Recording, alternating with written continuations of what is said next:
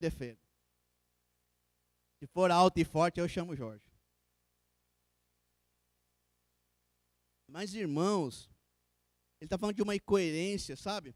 Eu vou te dar uma dica. Se você está abraçando uma ideia que muita gente mundana está abraçando, cai fora. Cai fora. Porque o que Tiago falava, olha, ser amigo de Deus é ter inimizade com o mundo. Se você é o cara gente boa, que todo mundo gosta de você porque você é aquele ecumênico, toma cuidado. Era o que Tiago falava. Era o que Tiago falava, cuidado que você anda abraçando aí. O livro de Tiago é um excelente corretor para a nossa fé, não? Agora você está entendendo, quando o Tiago está falando de obras, a diferença da obra que era lá de Paulo, está dando para entender o contexto? É totalmente diferente, não? 4 argumentos que Tiago fala, então, ó, só declarar a fé não é suficiente. Só você vir aqui e falar que Jesus é Senhor, mas Ele não é Senhor no seu dia a dia, não é suficiente. É uma fé morta. Outra coisa que ele falou, né? Eu queria falar para vocês, irmãos, Atos 2, 38 e 39, não precisa ir lá, só anota. Eu estava lendo e pensando, puxa, Pedro fala assim, ó, porque ele começa a pregar sobre o batismo, arrependimento dos pecados. Ele vai dizer, porque essa promessa é para você, para os seus filhos e para quem mais? Todo aquele que o quê? Que Deus chamar. Aí eu, igual o Lutero, me deu uma chave teológica. Pum! Deus está chamando as pessoas. Caramba, Deus está chamando. Eu, durante muito tempo, eu pensava assim, eu tenho que dar fruto. Eu tenho que dar fruto. Aí batizava um amigo, esse aqui é meu fruto. Não é, o fruto é de Deus. Você só é um instrumento. E eu comecei a perceber, e eu orava muito assim, Deus, me ajuda a encontrar alguém aberto. Eu falei, não, agora eu oro assim, Deus, eu sei que o Senhor está chamando, eu sei que o Senhor está trabalhando, me inclui nessa aí. Me inclui nessa. Eu quero conhecer essa pessoa. Irmãos, eu tenho orado a Deus, eu quero conhecer pessoas assim. Aí eu estava todo animado lá em BH, falei, vou fazer uma pregação e vou falar para as pessoas. Porque eu estou cansado, irmãos. Ninguém vem reclamar de Mateus 28, todo mundo concorda. Mateus 28, 18 a 20, claro, um discípulo faz discípulo, ensina, prega e tal, evangeliza. Todo mundo concorda, mas poucos são o que fazem. E aí Tiago olha para você e fala, que adianta você falar que você acredita no evangelismo se você não compartilha a sua fé? É morto a sua crença, então. Não tem efeito nenhum. Não vai causar diferença em ninguém. E aí eu pensei, então eu vou compartilhar. E animei a igreja, falei, irmãos, imagina, cada um compartilhar. Comecei a fazer contas. Imagina se cada um compartilhar com cada um aqui. Né? Na rua, vou sair uma vez por dia, durante a semana toda. Muita gente vai escutar. E você vai achar nesse meio aqueles que Deus está chamando. Tenho certeza. E aí, eu saí um dia, eu tinha convidado várias pessoas, e tenho estudado a Bíblia com muitas pessoas, um dia eu estava indignado, falei, Deus, cadê esses? Cadê esses que o Senhor está chamando? E aí, um dia eu estou lá com o Nico, falei, vamos convidar um pessoal aí, a gente ia em algum lugar. Irmãos, eu quero te animar, olha, viva o cristianismo. Não leva como um peso isso. Está andando, convida alguém, tem que fazer igual pular na piscina, vai e fala. Você vai ver que, ainda que você não falou nada com nada, se essa é uma pessoa, é aquela ovelha que vai ouvir a voz, ela vai ouvir. Vai ser a chave que ela vai precisar. Aí eu cheguei, peguei um menino assim, eu falei, aqui rapaz, eu quero compartilhar as escrituras com você, você tem interesse? Aí ele olhou para mim assim, só mostrou um livrinho assim. E era um livrinho que estava escrito assim, Conhecendo a Torá. A Torá são os livros da lei de instrução Pentateuco, né? Eu falei assim, é claro aqui, eu estou estudando. Aí era uma quinta-feira, aí na sexta ele não podia. Eu falei, sábado você pode? Eu falei, não, se eu estou lendo aqui que tem que guardar o sábado. Aí sabe quando você fala assim, peraí, eu vou te ensinar direitinho. Eu falei, ele não tinha telefone, eu falei, me dá seu Face então que eu mando o contato para você. Aí ele me deu o Face dele, comecei a mandar escrito no mesmo dia, ele respondendo, nossa, eu não sabia disso, que isso? Então sábado dá para a gente se encontrar assim, eu não vou mais guardar o sábado. Eu mostrei algumas escrituras sobre isso. Começamos a estudar a Bíblia, eu falei, vou estudar a Bíblia todo dia. Ele está aberto, ele é aquele que Deus está chamando. Irmão, eu estudei todos os dias e ele foi batizado. Nós mudamos lá para uma sede. No dia da inauguração da sede, era o dia que ele foi batizado. Isso inspirou a igreja. E sabe, eu quero falar para você, se toda vez que alguém fala, vamos compartilhar a fé, você fala, ai meu Deus. Aí você quer, não, Lutero falou que é nada pela obra. Paulo também. É diferente. O compartilhar a fé é a seiva que está saindo da sua vida. É aquilo que você vive. Ó, eu quero te chamar a conhecer o que eu conheço. Eu quero te falar das coisas que têm mudado a minha vida. É isso, irmãos. E que Deus receba a glória disso, não nós. E eu tenho orado a Deus, eu quero conhecer aquelas ovelhinhas que vão escutar a sua voz. Me põe nessa aí, eu quero fazer parte de tudo isso. Então eu quero te encorajar. Vai e faz. Deus tem aqueles que Ele tem escolhido. Não tenha falta de obras da sua vida. Outra coisa que Tiago fala aqui é falta de temor, né? Tiago 2,19, ele fala, olha, você crê em Deus? É o Shema, né? Você acredita que Deus é o único Deus? Creio. Ótimo. Eu vou te falar uma coisa, os demônios creem. Se tivesse uma fila para salvação, o demônio estaria na sua frente. Porque além dele crer, ele teme. Irmãos, alguns de nós, sabe quando nós cantamos assim? Olhamos a ti com respeito e temor. Deus é demais, irmãos. O nosso Deus merece o nosso temor, o nosso respeito, o nosso amor, a nossa dedicação, adoração. Não é um Deus qualquer, é o único Deus, aquele que abriu a boca e tudo aconteceu. Eu lembro uma vez, não vou falar em qual da igreja que eu estava, porque eu já estive aqui, já estive no Paraguai, estou em BH. Conheci, tinha um amigo, e a mulher dele falou assim para mim, olha, meu marido está me traindo. Eu falei, sério? Como que você sabe? Instinto de mulher, né? Falei, como é que eu vou chegar e falar, meu amigo, a sua esposa está te traindo porque ela tem um instinto feminino lá, geralmente está certo, né? E aí ela insistiu tanto, eu falei, vou conversar com o rapaz.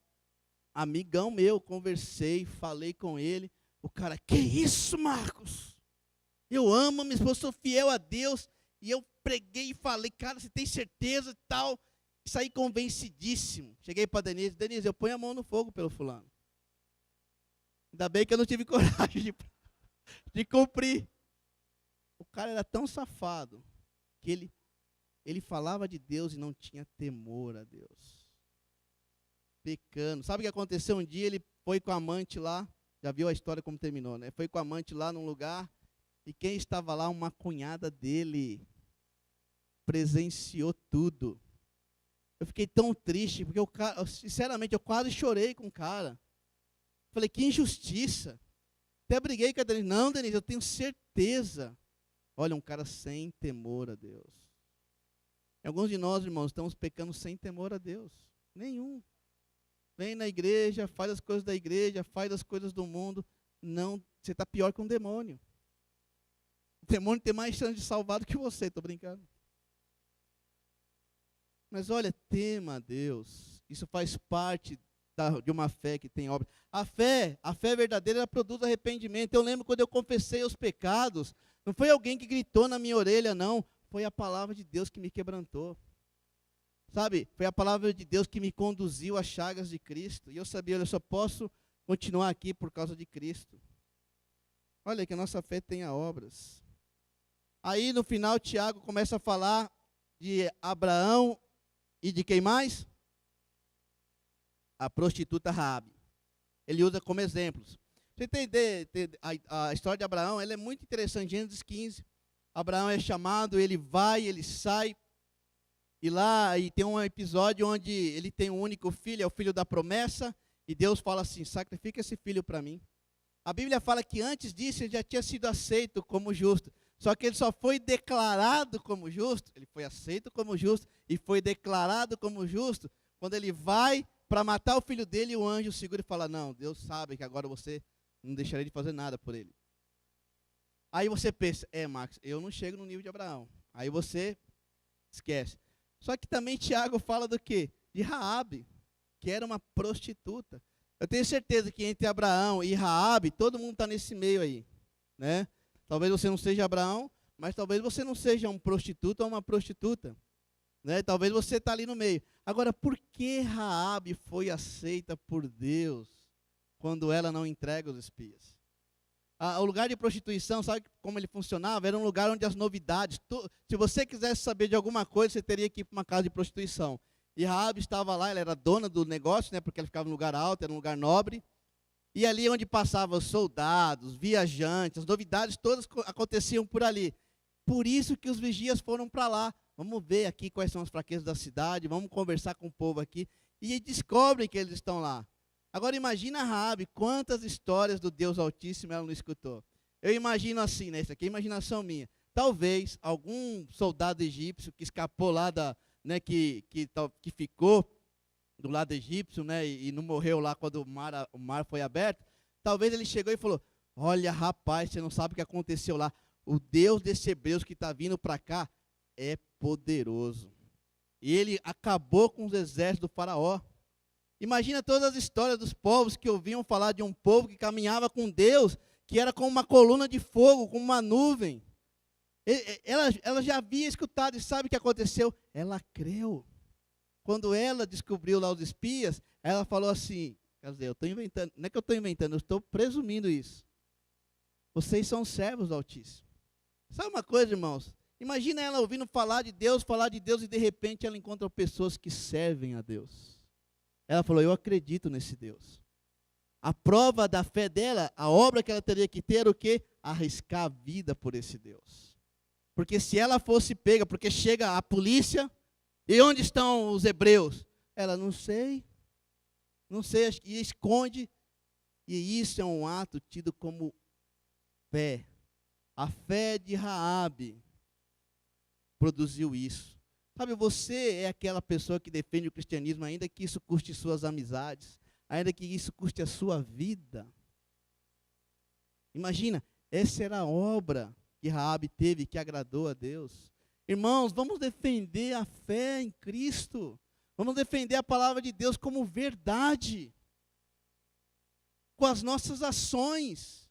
Que as pessoas glorifiquem a Deus pelo que você faz e vive, pelo que sua fé produz. E isso foi dado como justiça para Raabe. Para terminar, irmãos, queria falar de muitas coisas, mas não vai dar tempo. Mas eu queria falar, para terminar, Efésios 2, de 8 a 10.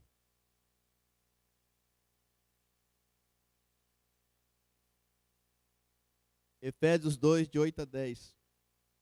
E você vai ver como obras e fé se harmonizam perfeitamente. Olha que incrível essa escritura.